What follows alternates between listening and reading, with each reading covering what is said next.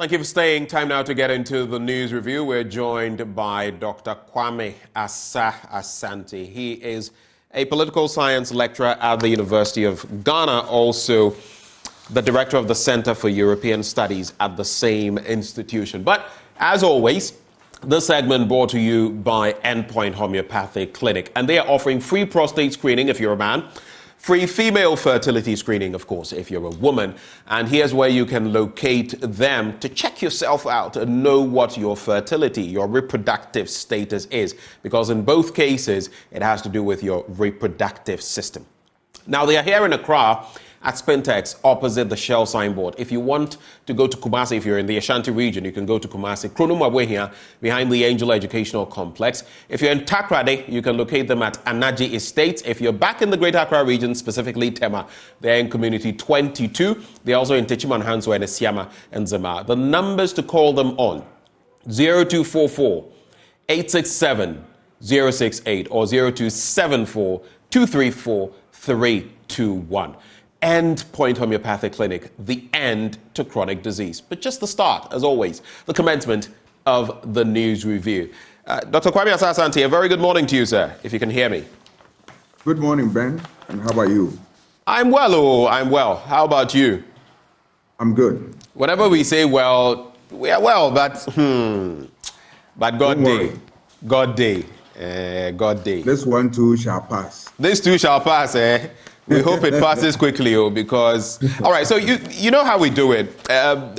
Once we start having our conversation, I usually want to hear from you on certain subjects and also let you vent, so to speak, on some of those very topical matters. This morning, I want to start by putting two things to you. One, our power situation. Our lights have not gone off, and hopefully they stay that way. But the IPPs are still owed huge sums of money, over $1.73 billion.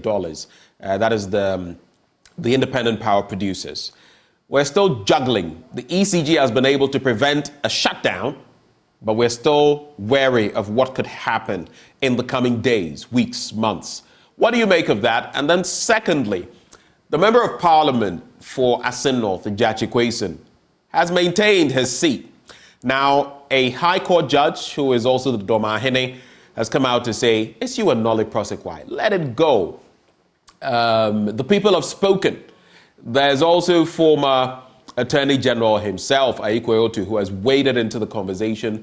A Member of Parliament, from the majority end. Others have waded into the conversation. In fact, yesterday I had the Member of Parliament from Praia here, Davis Opoku, who said, look, for him, he doesn't really have a problem with this whole thing about dual citizenship and that we should even tweak our constitution. I ask you this morning, as a political scientist, one who is concerned about governance, what do you make of it now? What do we do? Let me look at the power situation. Right. Yes. Why am I looking at this? It is very, very important because we struggle to get here. Right. All right. The previous administration was chastised for not being able to deal with Dumso. So one would have thought that this government would take all necessary steps to make sure that this problem is fixed and fixed forever. I was surprised to hear on your network, the radio.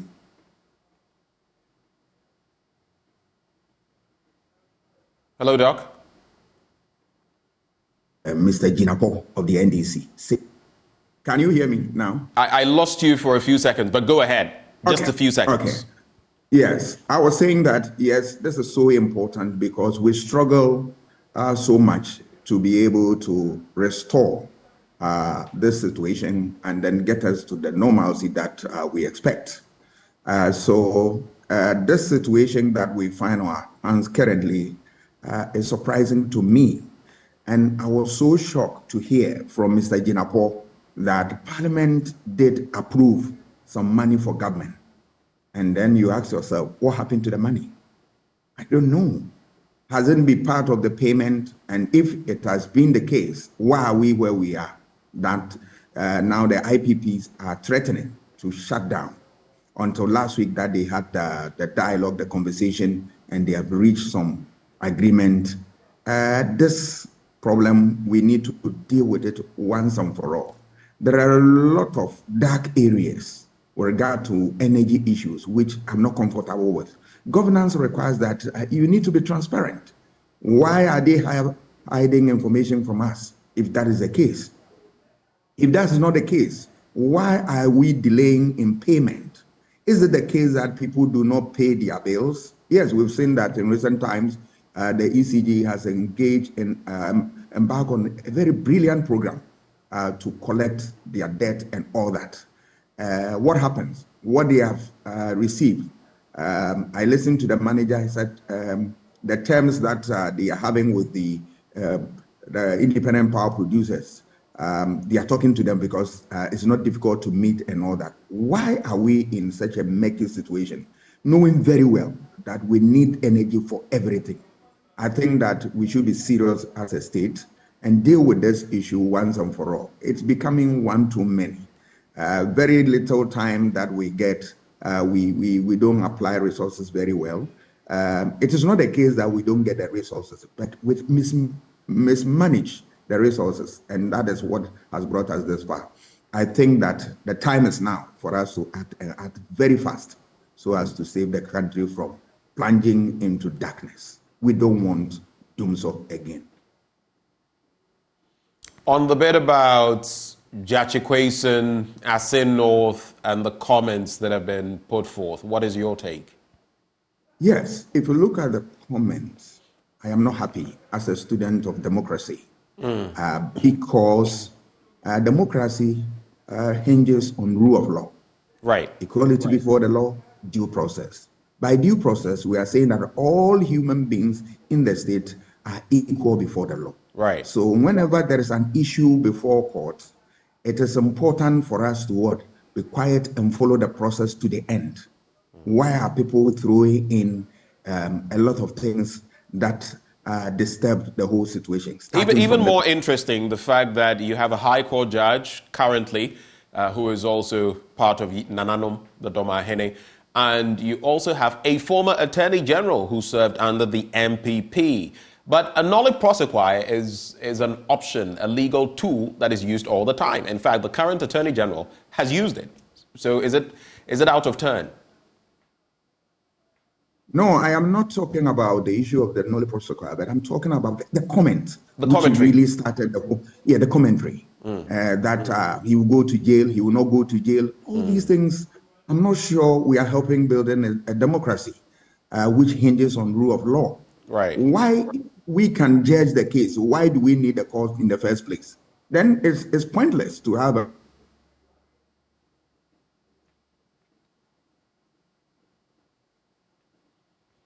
we should all be quiet and really have been doing for this country since time immemorial. So if you take this position, then we are undermining the authority of the court. And at the end of the day, anybody can come to that field and then we come and misbehave. I think that is wrong. But I was also saddened by the fact that well-meaning institutions did not condemn this act.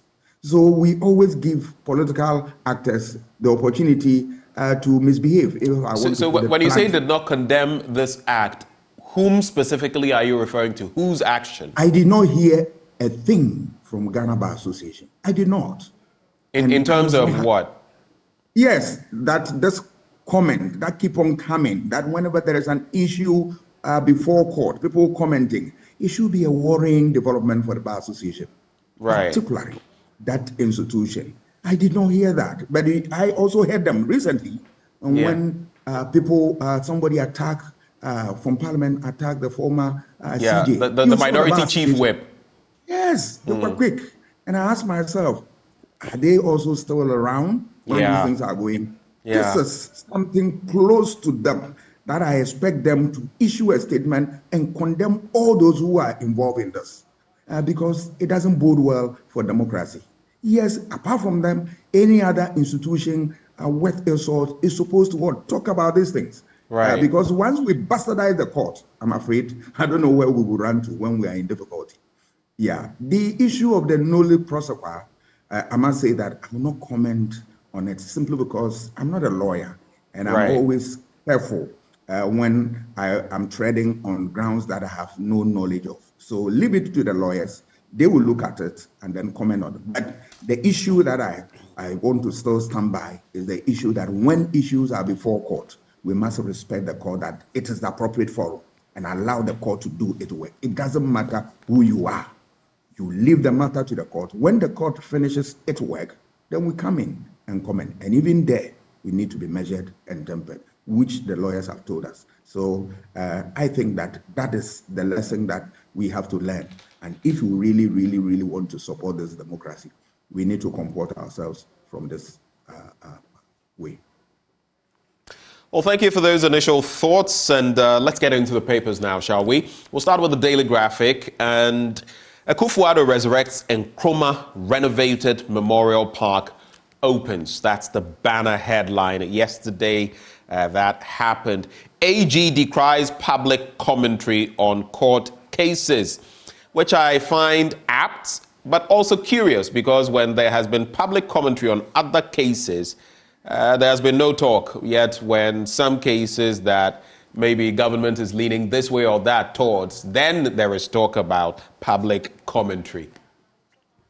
Anyway, 13 regions take drugs against river blindness and elephantiasis. And Jachi Kwesen sworn in as a member of parliament. On the back page, Stanbic Bank supports UG's STEM education, and Communications Ministry trains 9,000 girls in ICT. Let's get into that story, the major one.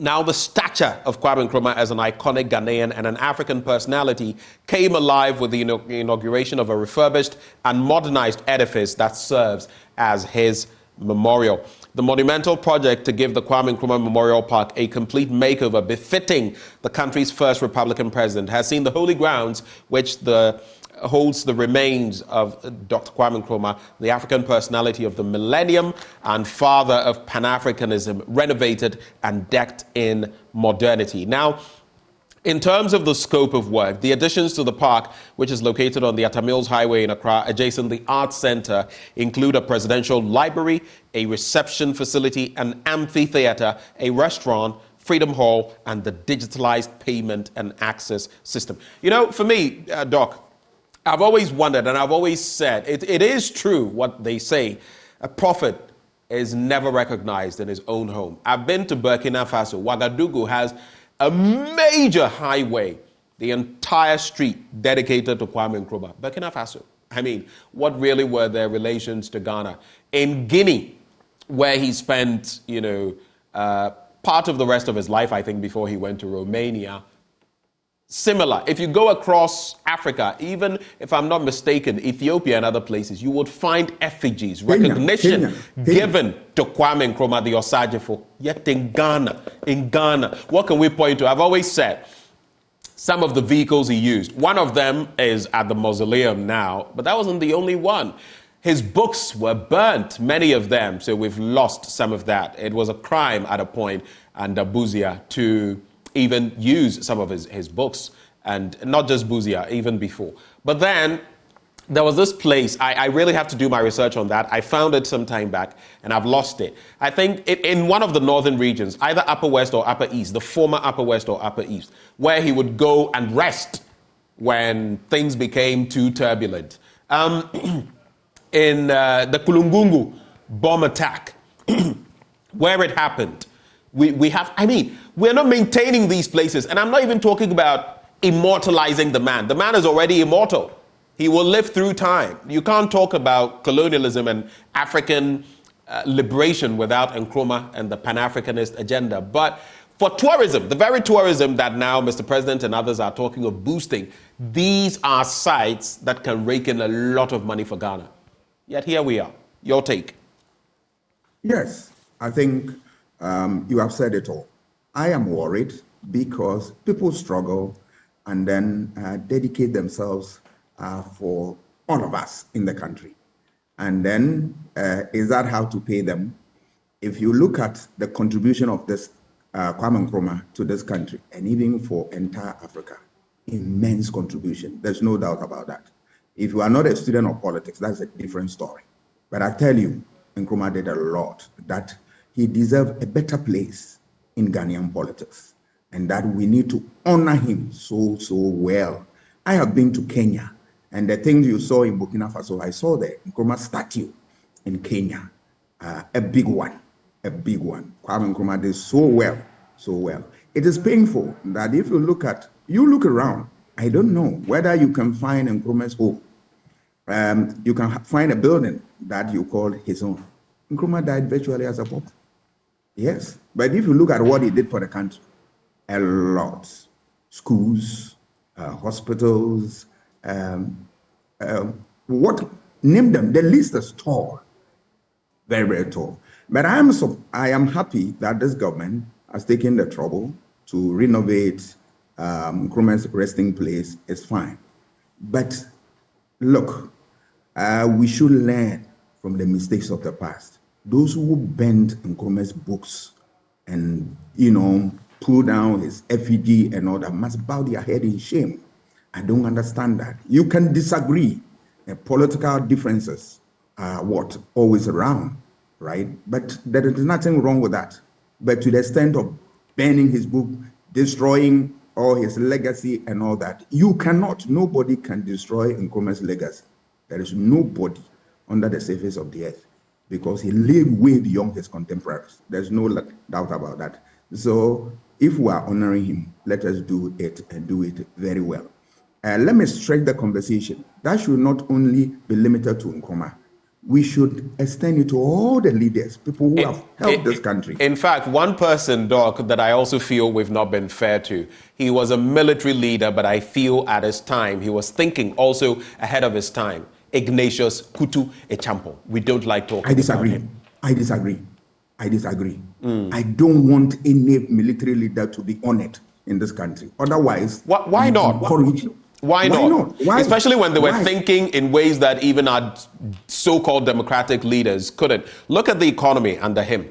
I know Dr. A.O. Abudu, very old man, almost 90 now, and what he did with Operation Feed Yourself and what they did in terms of Ghana's debt. Yes, but look at the economy. Look at what we achieved at the time. Is it simply because he was a military leader? No, hold on. That argument cannot be wholly true. Busia put in a lot, but in politics, luck counts a lot. Those things germinated in Achampon's time. If Achampon had the magic wand to turn things around, and he was the originator of all those things, why is that? Is it that when things became tough, he was calling for essay competition, he was calling for all manner of things you cannot think of, that as way forward to the problem? He was not. Right. I can say without fear of contradiction. So it was Busia who put in a lot, and they blossomed in his era. I don't want us to glorify any. So are you saying Echampo did nothing? Is that what you're suggesting? No, I wouldn't say that. I would not. That will also be understatement. No, I will not. I'll give him his credit, but I'm saying that part of the success that he chalked was the work of Professor Busia. That is also a fact. Right. Yes. But I will not want to glorify any military leader who overthrew a constitutionally elected government, and then we honor him. Then we set the stage for chaos. We open the floodgate. No, we are talking about constitutionally elected people. When they come, we honor those who deserve that. We should extend it to other people. The U.S. has a beautiful example that we can learn from. If you are president and you leave office, they build a museum for you in your hometown. I had opportunity through the U.S. Embassy to visit Kennedy's Museum in Boston. All right, and they have all their leaders. They have museum all over. Look at the resources. Tourists who go there, you buy souvenir, they walk you around and all that. You pay. I think we paid about $35 or so. That was 2017 or so per person. We can replicate that here and build. Can you imagine you build a museum in Golu, so that somebody will travel there and see the works of President Liman, which people have forgotten about. Which brings to mind whether we've done enough in Nkrumah. Yes, in Nkrumah. Liman. Right. And yes, and then in Nkrumah, you build a mausoleum there. Then you go to Angloga, build something for Rawlings. And then we are building this state. Not only them, But those who really fought for this country, Nkrumah, Boni and Co, Kinagari, have we honored them? These are the people, I believe that they fought really for this country. But they've forgotten, people have forgotten about them. Kwekuyaka and the rest of them. We are thinking about the basics, which to me, I mean, just accidental, all right? Yes, the real big six are there. We need to look for them. And then what? Honor them. In addition to our president and all that. Once we do that, we get people, we whet the appetite to be able to what? Want to serve their society and come into public service and serve them. All these leaders, Nkrumah, Buzia, and Co, which property can you point to in the name of Buzia? Apart from his Danzoma house or, he doesn't have anything. These are people who live a selfless life. Look at what I went to.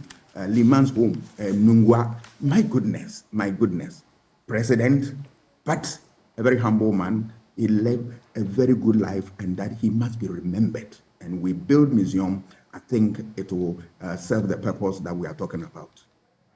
Thank you so much for your thoughts there. But just to clarify, I wasn't trying to glorify military putches or military endeavors in governance. But even if the person takes over through that means, that is not through the barrel of the gun. I don't subscribe to that, but what they did was what I was pointing to. So let's go to pages 16 and 20 quickly in the Daily Graphic. Jachikwezen sworn in as MP, we're already aware of that. But then 13 regions take drugs against river blindness and elephantiasis. Now, the Ghana Health Service has started administering drugs to 5.8 million people in 13 regions against 2 neglected tropical diseases as parts of efforts to limit transition. The 2 diseases are onchocerciasis, also known as river blindness, and lymphatic filariasis, better known as elephantiasis. So both of them there, and the havoc these can wreak on you. So this is a very positive development. We're very happy to hear this, especially on the back of the vaccine shortages. We lambasted government, we lambasted the health service. So if there are positives like this, we should also praise them. NPP presidential primary Kwabena Japan calls for fairness, and he has been saying that vote on values, principles, people who have them. Don't let money influence you. Then on page 20, back to the Jachikwezen situation. AG decries public commentary on court cases, and the AG and Minister of Justice, Godfred Yeboah-Dame, has called on the public to be circumspect in their commentary on court cases in order not to derail the rule of law. In a statement yesterday, Mr. Dame said no one was above the law or immune from prosecution if there was a case against such a person. I agreed with him, but at the same time, I ask myself, in other cases that sort of leaned a certain way, where there was public discourse, why didn't he come out and talk about those ones when they were leaning a certain way? Your reflections, Doc. Yeah, I will start with the onchocerciasis problem that Ghana Health Service is dealing with. We commend them for a good work done. And then what I want us to be looking at is that we should be able to devote resources to the fight against some of these pandemics. We don't sit down and then wait till the time. That is not to say that Ghana Health Service have been sitting down without doing anything. They are doing their best, but we need to support them with resources. If we stop wasting resources and channel them through these areas, I think it will do this country good. We support them in this effort because I've lived in the rural area before, and I know issue of what river blindness and the effect on agricultural production and the rest of them. Right. I know that. I'll also move on to Mr. Japon's call that their party should be able to get people who understand the values of the party. Principles. People who stand for principle. People who are not just trying to influence you with money. Yeah, I think it's a good call. And I didn't expect anything less than Mr. Japan, who has lived through difficult times, especially from his family history and the rest of them, and his contribution towards the party. I like the way he's speaking, and that without mincing words, coming out and speaking the ills of the party. But my also advice to the party is that now, yes, they want all these things to be done, but this is not the time. you build a party from day one. You don't only recruit or mobilize people, but you educate them about the values, the principles of the party, and that of the country. So that when we are going for such a contest, you are not worried, because people by that time would have imbibed all the socialization processes, and then they will live up to expectation. But when we leave them like that, and we get to the time, and you want them to act in a certain way, I'm afraid. But I hope and pray that they will allow these principles to guide them in the selection of who will succeed President Akufo-Addo when he finally leave office in 2025.